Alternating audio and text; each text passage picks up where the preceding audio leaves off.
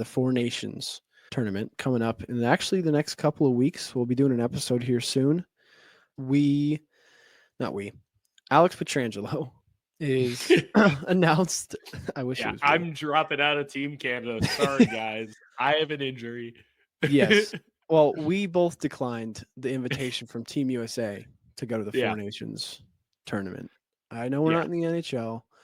We didn't tell you guys we have secret contracts actually with the NHL. We just don't play. We're hurt.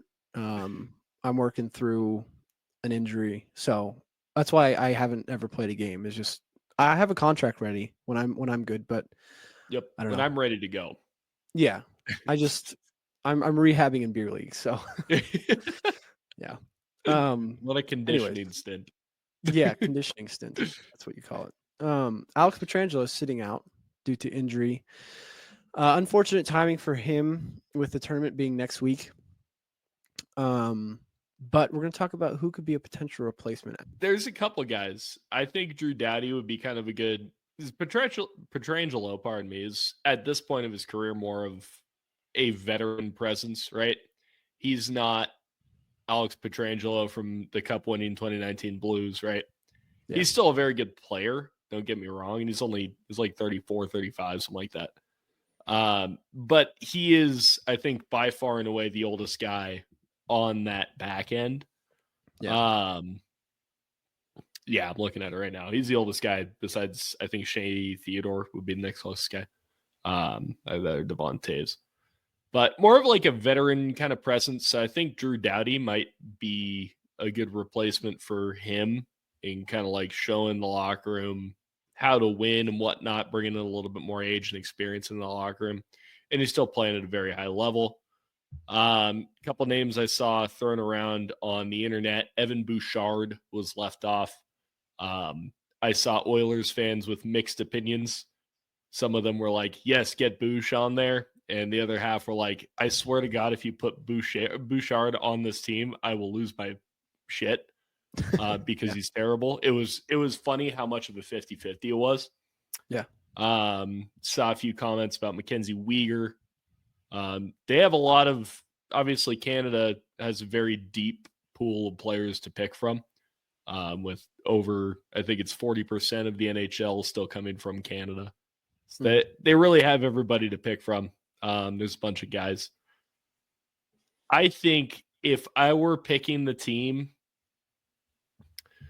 looking through the guys that they're currently bringing, they have Cale Makar, Josh Morrissey, Colton Parayko, Travis Sanheim, Shea Theodore, and Devon Taves.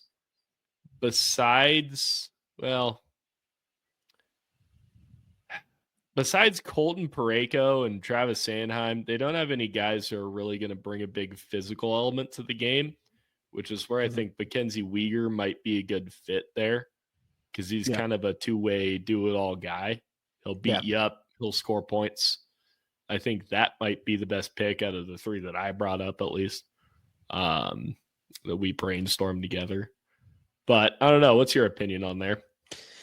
I think out of all of them, Drew Doughty is the only one you pick based on his leadership skills, and he's also a veteran presence.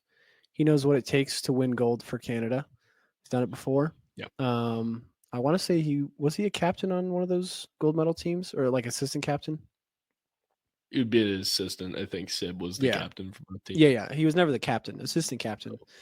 One of them, anyway, like he would be the perfect, he's a competitor. I think this tournament is going to be way better than the All-Star game. Like truly sitting down when they first announced it, I was like, I was excited, but I was like, why are you taking away the All-Star game? Like the All-Star game's just a staple in all sports. But you look at it, the All-Star games just are not competitive anymore. No one cares. But you put your country's letters or names, logos on the front of your jersey, every single player is going to care now, that's the most exciting thing for me. And I think Doughty's going to be a great competitor for them if they do end up picking him. You brought up a great point there, which is why I find Petrangelo sitting out so strange, is guys love playing for their country. Mm-hmm. It's like the pinnacle of hockey. was Olympic hockey for the longest time, at least when I was growing up. Yeah. It's best on best, country on country, right?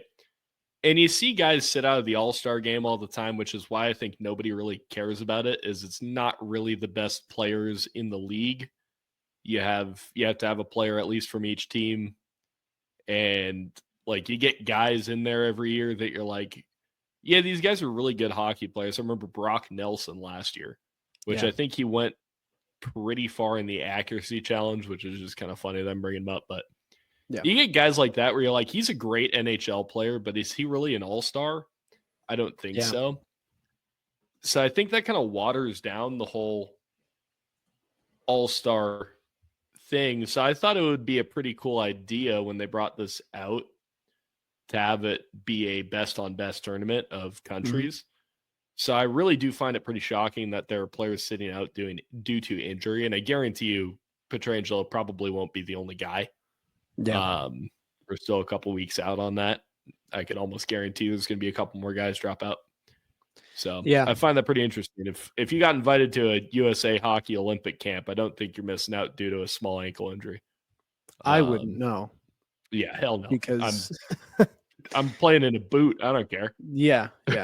Yeah. So Petrangelo, it's a ankle injury, as much as they'll disclose. But yeah, I mean, it is definitely weird to be like, I mean, maybe this means they're going to keep on doing it, which I hope they do, or maybe make it every 2 years. I don't know what they're going to do. Yeah. I don't think you should make it every year because World Juniors is every year, but you get new kids all the time. Yeah. So I feel like it'd get boring after a while watching the same, because realistically it's going to take time for, young guys to really crack like a Canada or USA roster. Yeah. So you're going to see, especially with the rosters that both these teams have, you're going to see the same rosters get put out year in, year out. What they could be doing is, so it's 2025 right now. The Winter Olympics are in 2026, I believe. Mm-hmm.